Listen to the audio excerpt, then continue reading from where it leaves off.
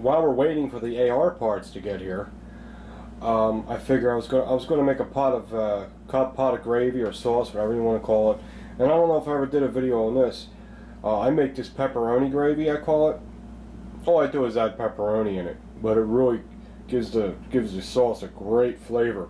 And I just chop it up with the onions and garlic, and it's real good pepperoni. It's like the real good kind you get at a deli. Like when you eat it, it's actually hot, burns your mouth. That real good shit. I'm not talking about that bright red shit you get at the supermarket wrapped in plastic. Not that crap. If that's all you can get, that'll work too, but it's just not as good. If you got a good Italian deli, you need to go there and get the good pepperoni. But like I said, if you don't have it, that's fine too.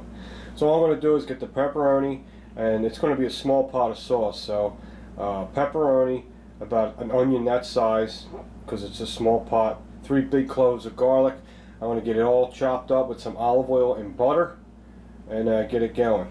I'm getting a lot of PMs because of this assault weapon threat ban. I hate to use the word assault weapon, but that's what they call it. So I'm going to call it, and people are like, well, I need to get a rifle now before they do this. What should I get? I can't tell you that. All I can tell you is the most popular, semi-auto rifles they're looking at probably is the ARs and the AKs. I mean, I know you got the SOCOM 16s, you got the Mini 14s, you got the Mini 30s. I mean, there's rifles all the way up and down the board you could talk about. But the most popular ones on their mind, which probably will be the most valuable, is probably either the AK platform and the AR platform. So I would just go with either one of them. I can't tell you which one of them. It depends what you want. If you like precision and real tactical, you like to put stuff on it and all that stuff, the AR is the way to go. If you like a brutal battle rifle and you don't have to worry about it, cleaning it and a lot of parts and it being just reliable no matter what, you go with an AK. It's all up to you. I can't steer you. But if I would buy a rifle because of this as an investment purpose, I would either go AK or AR. That's me. Alright, let's get this started. Man, I gotta have the only tripod on YouTube that smells like onions. Shit gets all over the place. It's all over your hands, everything you touch. Damn. Oh man, that was a brutal onion. I got a lot of onions and garlic here. Don't be afraid to put a lot of onions, because it all liquefies, man. Really is no such thing of putting too many onions in, really. I mean, you don't want a buttload, but that's about right. And what I'm going to do is I'm going to coat the bottom of the pot with a little olive oil. And because olive oil is good, but butter has a lot of flavor, and it just works together about, I don't know, that much. I don't know what that is. How much? What's that, a tablespoon maybe? Yeah, I know there's measurements on the wrapper, but I don't measure shit. I just smell and toss, you know what I mean? Shut up, Eric. Okay, so we got some olive oil in the pan. I'm going to throw some butter in the pan. I'll show you. And that's got to get all melted. And of course you season it with a little salt and pepper. Once that gets hot, I'm going to put all this in the pan, let that start sizzling. Now I'm going to start cutting up the pepperoni in like little cubes, just like that. And it's all going to cook together. And I also got sweet and Italian sausage defrosting. But you want it kind of frozen, so it's easy to cut. I'll show you that too. Alright, let me get situated here. Okay, that's simmering in the olive oil and butter. We've got garlic in there, onions, cracked pepper, and salt.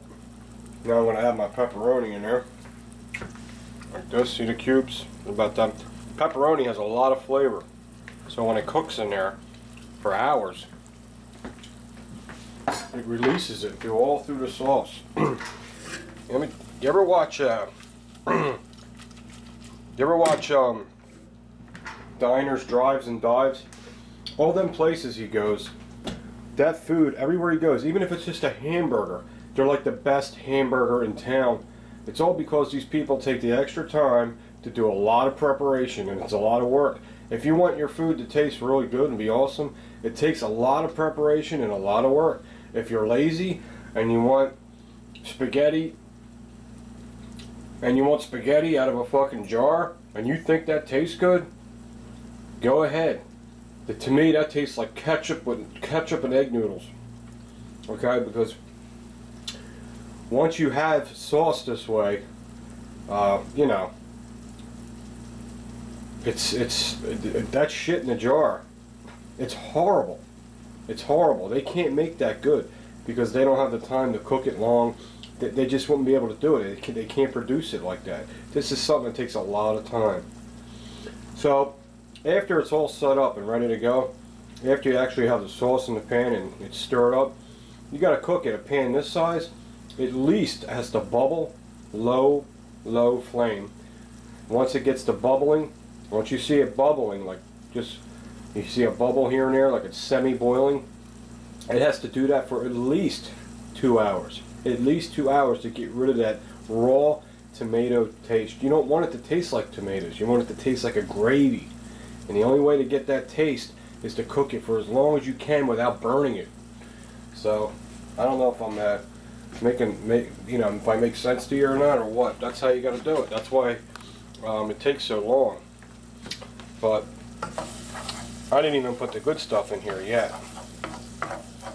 So what I'll do is just keep letting that get real brown. And while that's getting brown, I'm going to start cutting up my sausage. And I got sausage, I got sweet. Oh shit, I defrosted it a little too much. I got sweet and hot. And I'm just going to add a little sausage to it for more flavor because sausage has a lot of flavor. Pepperoni has a lot of flavor. Alright, and I'll show you that. Let me get this cut up. Alright, I got my sausage all cut up. And this stuff ain't really ready yet. So what I'll do is, this will continue to cook. I'll make a bare spot in the middle. Because I want the sausage to brown. So if it's laying on top of the onions, it's not really going to brown. It has to be laying in the pan. And I got sweet sausage. I put both. And hot sausage because people like both. A friend of mine said, sweet sausage ain't got no flavor. Well, that's because he never had good quality sausage. I love these people. They make statements, and they make statements like that.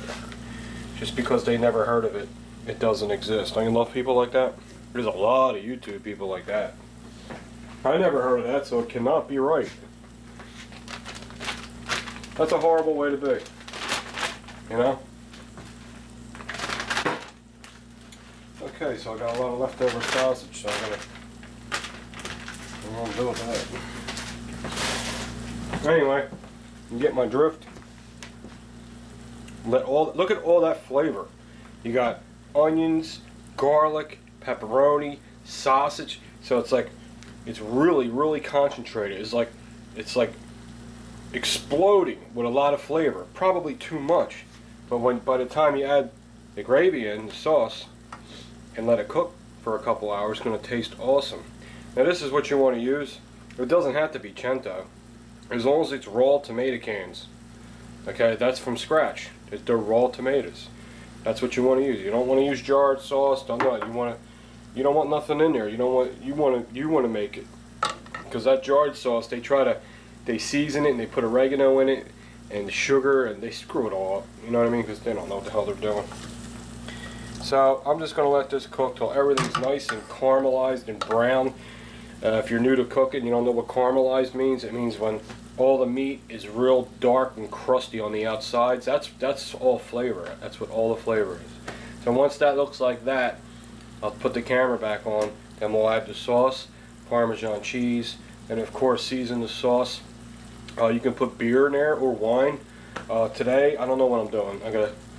You should only put wine in there that you like to drink. So if you're going to add wine, taste it first. If you don't like the taste of that particular wine, don't put it in there. Don't put wine in something because you think wine's a good thing to put in. You have to make sure you like the taste of it. If you do cook with wine, most of the time it's good to use a good white wine that you really like a lot. So, but if you don't have any, use a good beer like a Heineken, and you could just put in, like, I don't know, Like a shot glass, maybe that much. Just gives it a little bit of that barley, and it just works with all this kind of all these flavors work with that barley flavor. All right, hold on. That's about right. See how that's looking right there? This is the secret. This is the whole secret of a good sauce or a gravy, whatever you want to call it. That browning is so important. If you have to wait, it takes a while. Wait till everything gets nice and crusty and brown. That is all the flavor. Now I'm ready to pour the sauce in, but before I do, I'll pour a little bit. E-ball me, I like this part. I pour a little beer in there. I got Heineken in there. Even though Heineken's commercials are a little light in the loafers now, I still drink the beer because I really like it.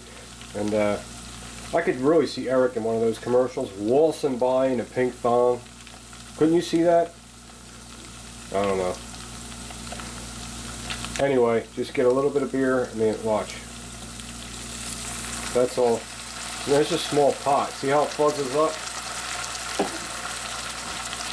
Oh yeah, it fuzzes up. Well, this is a pepperoni sauce, so that's what I call it. And after it fuzzes up and does that, I will get 1 can of raw tomatoes crushed. These are chef's cut. It's all I have left, so it doesn't matter. They're a little lumpier, but that's cool. I like them like that. That's all we have left. And, all right, pour that in there, and now put some Romano cheese in there. Okay, and that's it. I'll stir it up, and this will cook. What's it? Figure it's 235. I won't start timing it until everything gets real hot. I'll start timing it in around 10 minutes. So figure 35, 40, about 250. Around 250, I'll start timing it, and this will cook on low for at least 2 hours. And I'll tell you what, after 2 hours, after that flavor gets all through there, that is homemade gravy.